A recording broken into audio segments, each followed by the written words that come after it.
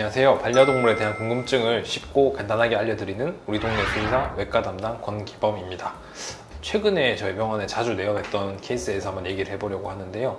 최근에 많이 했던 게 결석은 보호자님들도 쉽게 접할 수 있는 케이스 중에 하나가 될 것 같고, 강아지 친구들이나 고양이 친구들 모두 결석 질환이 자주 생기기 때문에 결석에 대해서 오늘 한번 얘기를 해보려 합니다. 방광결석은 옛날에 한번 다뤘기 때문에 오늘은 요도결석에 대해서 한번 이야기를 해보려고 합니다. 결석이라고 하는 거는 쉽게 생각해서 돌멩이라고 생각하면 되는데, 비뇨기계에서 결석이 생겨서 문제가 생기는 거예요. 그러니까 신장, 콩팥에 해당하는 부분에 생기는 경우도 있고, 요관에 끼어 있는 경우도 있고, 방광에 생기는 경우도 있고, 요도에 막혀서 있는 경우가 있습니다. 오늘은 그 중에 요도에 해당하는 부분의 문제를 한번 생각해 보려 합니다. 당연히 방광에서 오줌이 만들어져서 요도를 지나서 바깥으로 배출이 돼야 되는데, 이 요도에 결석이 생기게 되면은, 그러니까 결석이 막히게 되면은 애들이 오줌을 못 누는 문제를 가지게 될 거예요. 그러니까 힘을 엄청 주는데 오줌이 나오지 않는 식으로 문제가 발생하게 됩니다. 그럼 가장 큰 문제는 뭐냐? 오줌이 배출을 하지 못하는데 방광에는 계속 오줌이 차오를 거고, 시간이 지나면은 콩팥에 문제가 생길 수도 있고, 방광에도 당연히 문제가 생길 수도 있고, 방광이 터진다거나 새거나 하는 문제들이 발생할 수도 있습니다. 그래서 요도결석은 어쨌거나 빨리 해결을 해줘야 하는 중증 질환 중에 하나라고 생각해 보시면 될 것 같아요. 우리가 힘을 주는데 요를 못 본다 이러면은 최대한 빠른 시간에 병원을 가셔야 됩니다. 병원을 내원하시게 되면 저희가 어떤 상태인지 확인을 하고 이런저런 검사들을 많이 하게 되는데, 기본적으로 엑스레이랑 초음파 같은 걸 통해서 어디에 어떻게 막혔는지, 결석이 어떻게 있는지 우리가 확인을 하게 돼 있어요. 확인을 하고 난 다음에 두 번째로 하는 작업은, 오줌을 못 넣어서 지금 가장 큰 문제가 있고 신장 수치나 이런 것들이 올라가 있으면은 어떤 다른 후처치를 할 수가 없기 때문에 개통술, 이거를 방광으로 다시 밀어주어서 하는 처치를 가장 우선하게 합니다. 그래서 요도 카테터, 소변줄이라고도 많이 하죠. 그렇게 해서 NS 생리식염수 같은 것들로 밀어 넣어서 방광으로 다시 올려주는 방법을 가장 선호한다라고 생각하시면 될 것 같아요. 경우에 따라서는 이게 밀려서 올라가지 않으면은 일단 급한 대로 방광에서 오줌을 천자하는 방법을 사용하기도 하는데, 그거는 아이들의 상태나 결석의 종류, 개수에 따라서 조금 다를 수 있어서 병원에 내원하셔가지고 원장님과 검사 결과를 토대로 어떻게 할지 상의를 해보시는 게 좋을 것 같아요. 다음으로는 이제 궁금하신 게, 이렇게 응급처치를 했으면 근본적인 치료는 어떻게 되는지가 가장 궁금하실 것 같은데, 요도에 결석이 있을 때 수술하는 방법은 크게 세 가지? 기본적으로는 두 가지라고 생각하시면 될 것 같은데, 첫 번째, 방광으로 결석을 밀어넣게 되고요.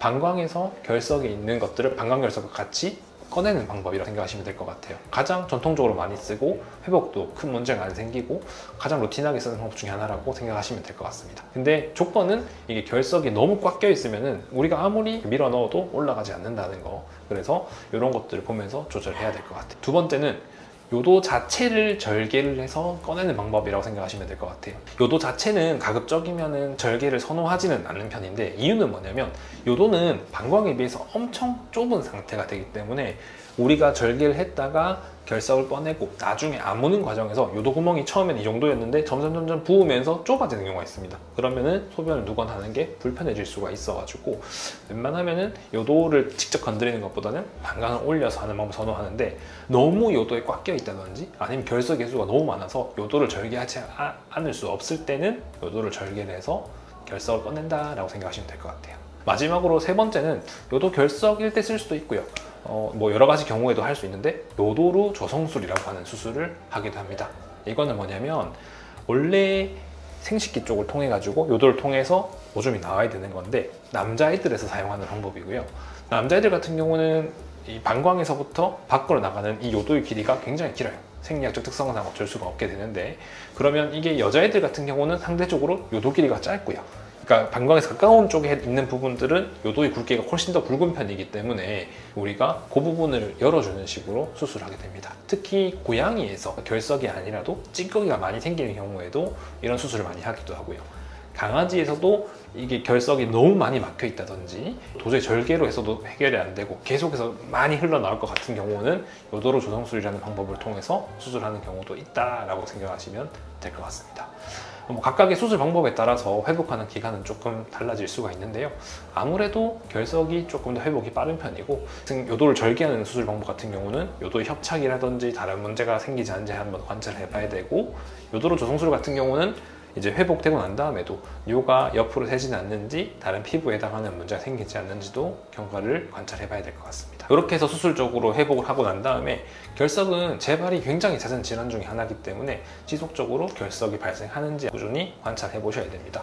아마 원장님들께서 수술 부위에 대한 관리나 먹는 약도 관리해 주시겠지만 물 많이 먹는다든지 환경적인 관리 이런 것들을 꼭 말씀드릴 거기 때문에 이 부분을 철저하게 지켜주시는 게 필요하지 않을까 생각됩니다. 오늘은 이렇게 요도 결석에 대해서 알아봤는데 요도 결석이라 하는 게 방광결석이나 다른 결석들이랑 엄청 다른 건 아니고, 다만 이 결석이 요도에 발생했을 때 대처 방법이나 병원에 가셔야 되는 경우, 우리 애가 어쨌든 뇨를 보기 힘들어하고 잘 못 본다고 하면 반드시 병원에 내원하셔가지고 처치를 받으시기를 당부드리면서 오늘 동영상을 마치도록 하겠습니다.